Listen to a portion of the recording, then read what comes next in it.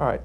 Dr. Rawlings, medically, the fact is I've seen studies where people, in terms of brain waves, when you consider a person who has a flat line in terms of an EEG, the fact is that they're brain dead for up to how long?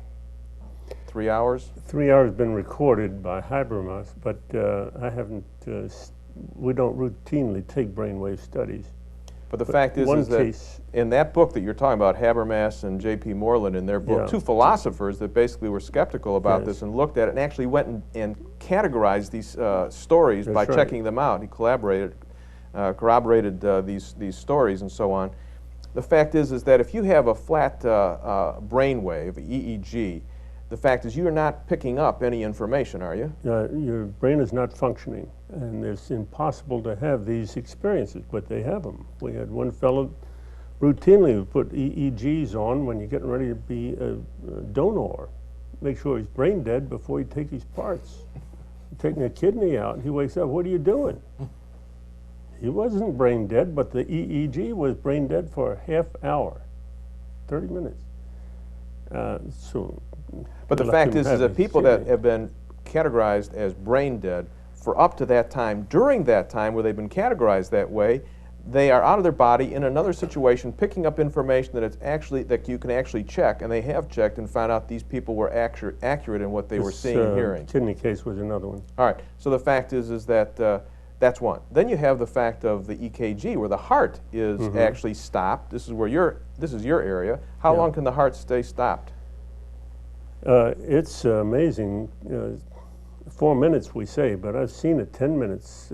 Kids that have drowned and so on. And longer than that, up to 45 minutes with someone that's drowned, preserved, metabolism's down with cold water, actually recorded. And then they wake up and have this experience, no heartbeat at all. This is all our clinical tests. This is what we're collecting. And the amount of negative cases, and Nancy's run across them, are increasing all the time. They're not all good. The beautiful light, they call it hell. The others call it heaven.